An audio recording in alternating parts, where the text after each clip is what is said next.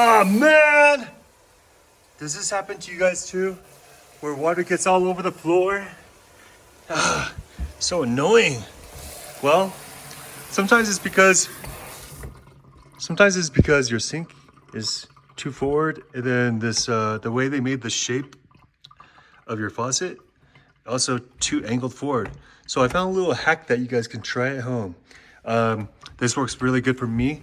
And what you want to do is you pull it out, use like this little chip clip thing, plastic, any kind of little clip will do. And then what it does is now it makes the faucet head go straight down. So no more of this kind of issue. No more on the floor. Try this at home. Tell me what you guys think. I think it works really well. If you like it, please comment and like below. Thank you.